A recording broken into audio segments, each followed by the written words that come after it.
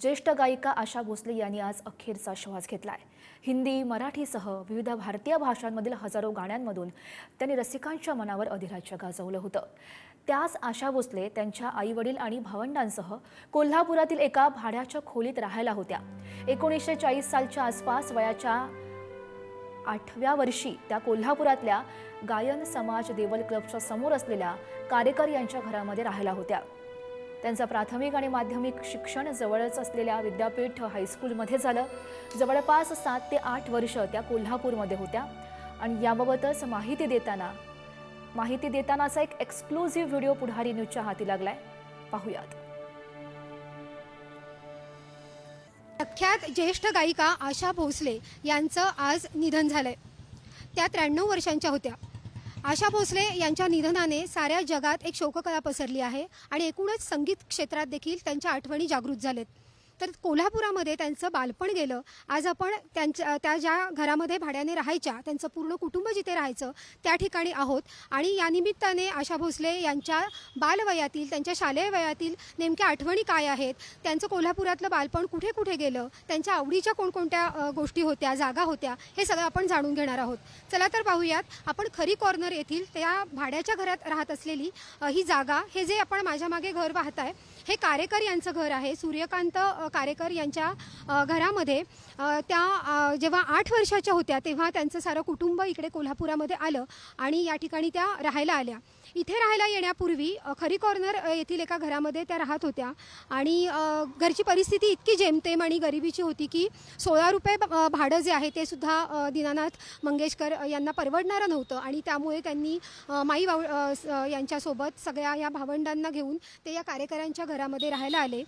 या कारेकरांच्या घरामध्ये दुसऱ्या मजल्यावरच्या 8 बाय 10च्या खोलीत आशा भोसले आपल्या सगळ्या भावंडांसोबत, लता दीदी, उषाताई, मीनाताई, हृदयनाथ मंगेशकर यांच्यासोबत राहत होत्या। अगदी 8 वर्षापासून त्यांचा इथे सगळा जो सहवास आहे तर तो याच घरामध्ये गेलेला आहे। आशा भोसले यांच्या त्या काळामध्ये कारेकरांची जी मुलं मुली होती तर त्यांच्याबरोबर त्या याच परिसरात खेळलेल्या आहेत। त्यांचे सगळे मित्रमैत्रिणी या भागामध्ये होत्या। तर मी आहे कोल्हापुरातील खरी कॉर्नर परिसरात। या ठिकाणी कारेकर यांच्या घरी, कारेकरांचं हेच ते घर जिथे ज्येष्ठ गायिका आशा भोसले त्यांच्या सर्व भावंडांसह आणि आईवडिलांसह राहत होत्या। एका भाड्याच्या खोलीत त्यांचं सगळं बालपण गेलं। चला बघूया आशा भोसले राहत असलेली ती खोली। 1940 ते 1947 हा जो कालावधी आहे तर या कालावधीमध्ये आशा भोसले या घरामध्ये राहत होत्या। हे जर तुम्ही पाहिलं हे बघा, अतिशय जुन्या काळातलं हे घर आहे। लाकडी पायऱ्या आणि एकूणच रचना जर बघितली आपण तर ही जवळपास 100 वर्षापूर्वीचं हे घर आहे। कारेकर यांचं हे घर आणि इथेच त्यांचं सगळं बालपण गेलं आशाताईंचं।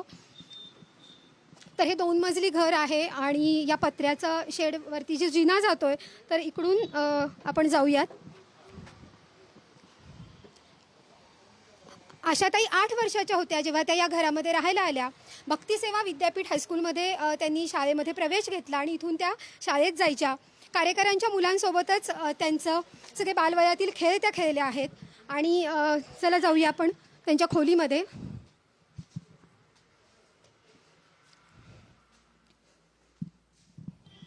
संपूर्ण जगामध्ये आपल्या आवाजाने सगळ्यांना मोहिनी घालणारी ही ज्येष्ठ गायिका माननीय आशा भोसले या आज आपल्यातून निघून गेलेत।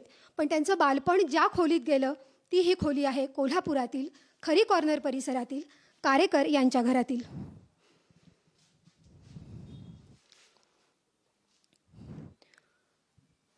मोठ्या भगिनी, गानसम्राज्ञी, गानकोकिळा लता मंगेशकर, त्याच्यानंतर मीना मंगेशकर, उषा मंगेशकर, हृदयनाथ मंगेशकर या भावंडांसोबत आई, माई आणि वडील दीनानाथ यांच्यासोबत इथेच त्यांचं बालपण गेलं।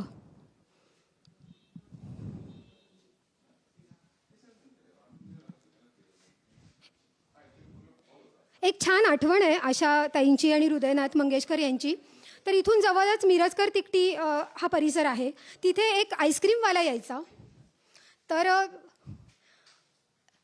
इथून जवळच मिरजकर तिकटी असा एक परिसर आहे, तिथे एक आईस्क्रीमवाला यायचा। तर या निमित्ताने एक छान आठवण आहे हृदयनाथ मंगेशकर आणि आशा भोसले यांची। तर इथून ते आईस्क्रीम आणायला जायचे। तर इकडून थोडा 5-1 मिनिटाच्या अंतरावरती जागा आहे। तर आईस्क्रीम पातळ होऊ नये, ते घट्टच खाता यावं यासाठी मधल्या पोळातून ही भावंडं पळत पळत यायची आणि ह्या घरात ते आईस्क्रीम खायची. आशा भोसले लहानपणी ज्या घरात राहत होत्या ते घर आत्ता आपण पाहिलं, ती खोली आपण पाहिली आणि आज या कार्यकरांची तिसरी पिढी ह्या घरात राहते. तर या पिढीतल्या ज्या इतर सदस्य आहेत तर त्यांनी देखील आशाताईंच्या आठवणींना उजाळा दिला आहे. प्रत्यक्ष जरी आशाताईंसोबत त्यांनी सहवास अनुभवला नसला तरी सूर्यकांत कारेकर असतील किंवा रवींद्र कारेकर असतील यांच्याकडून त्यांनी आशाताई तसेच मंगेशकर भावंडांच्या अनेक आठवणी आजही त्यांच्या मनात साठवून ठेवल्यात आणि या निमित्ताने त्यांनी त्या आठवणी आम्हाला यावेळी सांगितल्या. कॅमेरामन ओंकार वळवडेसह अनुराधा कदम, पुढारी न्यूज.